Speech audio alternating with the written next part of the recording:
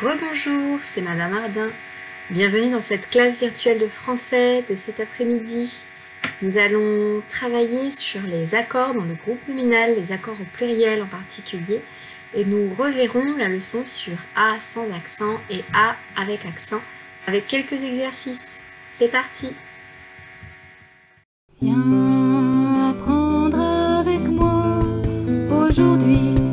Viens apprendre avec moi aujourd'hui ce que tu auras besoin pour demain. Ce que tu auras besoin pour demain.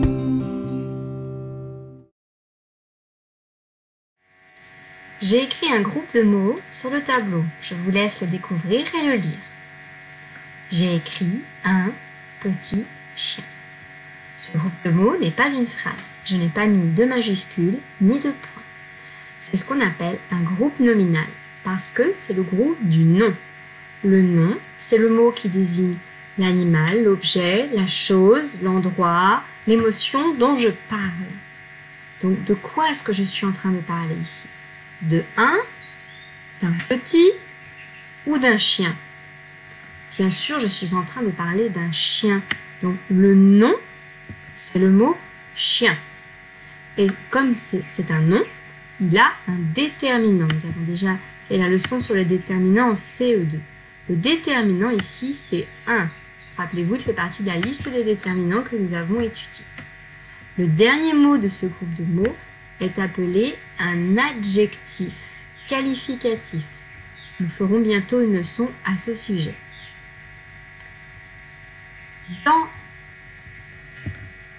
Voilà, je vous rappelle que c'est l'ensemble de ces mots qui s'appelle le groupe nominal. Bien sûr, il peut y en avoir moins et il peut y en avoir plus. Ici, j'ai choisi des groupes nominaux à 3 mots à chaque fois. Il y aura toujours un déterminant, un adjectif, un nom. Mais attention, ils peuvent être dans un ordre différent. Je vais maintenant vous demander de mettre ce groupe nominal au pluriel. Parce que c'est justement ce qui est particulier au groupe nominal, c'est que si un des mots est au pluriel, il faut accorder tous les autres de la même façon. Je vous laisse donc prendre de quoi écrire et accorder tous les mots de ce groupe nominal au pluriel comme s'il y avait plusieurs petits chiens. Pause. Pour mettre tous les groupes au pluriel, un va devenir des. Petit va rester petit mais prendra un S. Et chien restera aussi le mot chien mais prendra un S. Voilà ce qui va se passer dans le groupe de mots. Un petit chien va devenir des petits chiens.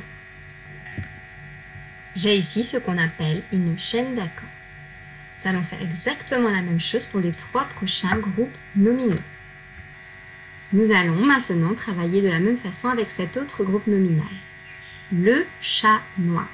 Je vous laisse l'écrire au pluriel sur votre cahier. Pause.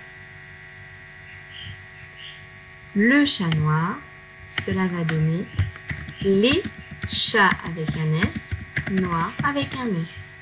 Les chats noirs avec cette orthographe-là. Le groupe de mots suivant est ma petite sœur. Je vous laisse le mettre au pluriel. Allez-y, pause. Ma petite sœur, cela va donner mes, MES, petite avec un S, sœur avec un S. Il y a plusieurs petites sœurs.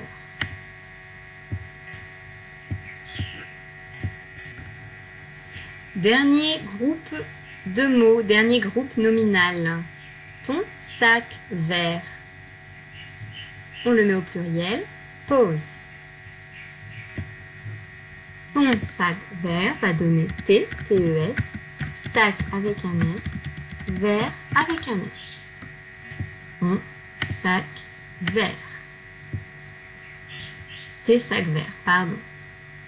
Tes sacs verts. Je n'ai pas indiqué l'endroit où se trouvaient les noms dans ces différents groupes de mots. Pour le chat noir, il s'agissait du mot chat, vous voyez donc qui est en 2e position cette fois-ci, alors que tout à l'heure chien était en dernière position. Ici, on parle bien sûr de sa sœur. Et ici, du sac. Pour les déterminants, nous avons le qui va devenir les, ma qui va devenir mes et ton qui deviendra t. Voilà les différents déterminants que nous allons trouver dans ces groupes de mots. Tous les autres mots sont des adjectifs qualificatifs, mais ils s'accordent aussi avec un S au pluriel.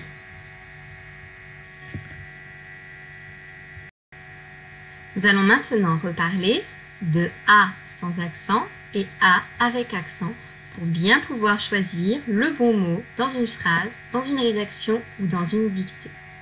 Je vous rappelle que le A sans accent est en réalité le verbe avoir conjugué au présent. Comment est-il conjugué? Il est conjugué avec il ou elle, sans S ou on. Et donc le verbe avoir a sans accent. Mais la partie la plus importante à retenir est qu'on peut donc le remplacer par le mot avait. Avait, c'est le verbe avoir qui est conjugué à un temps du passé, qu'on appelle l'imparfait. Donc dans les phrases, je remplace par avait. Si ça fonctionne, j'ai le verbe avoir, je peux mettre mon A sans accent.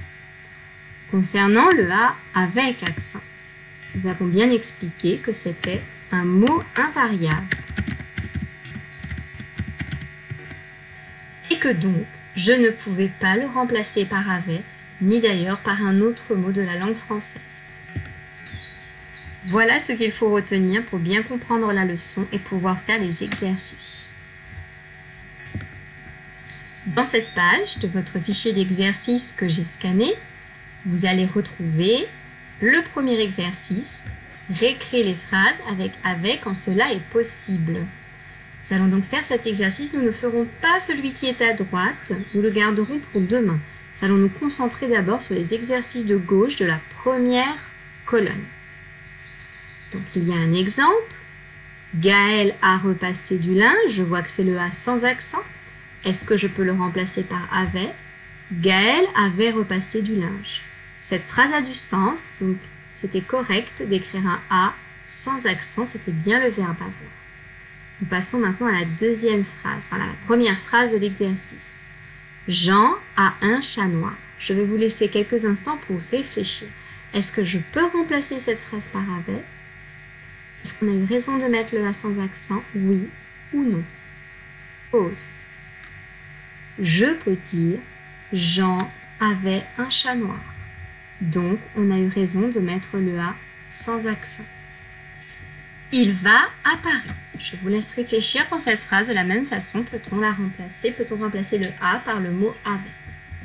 Pause. Il va avec Paris. Ici, ce n'est pas possible de le remplacer.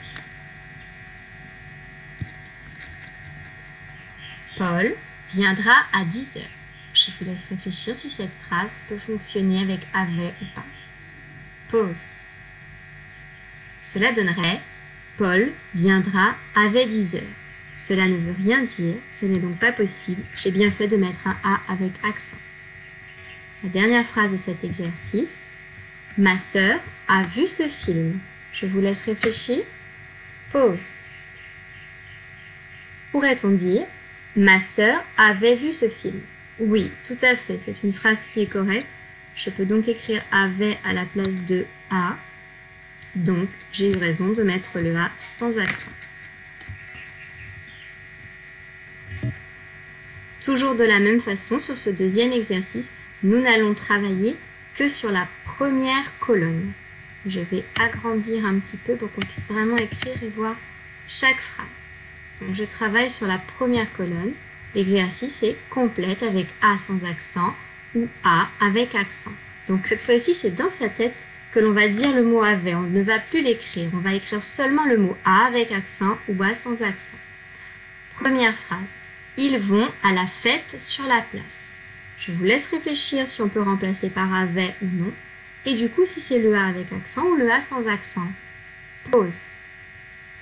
Ils vont à la fête avait sur la place. Cela ne veut rien dire. Ce sera donc le A avec accent. Deuxième phrase. La pomme a des pépins. Pareil, on réfléchit. Pause.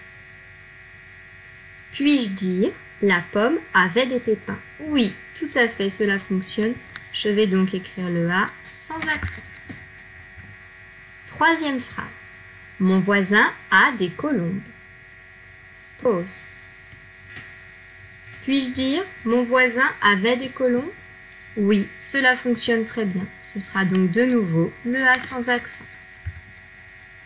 Quatrième phrase. J'ai mal à la tête. Pause.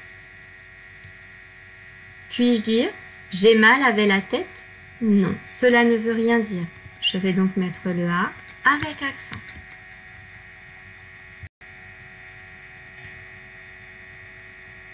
Maman a une nouvelle voiture. Pause.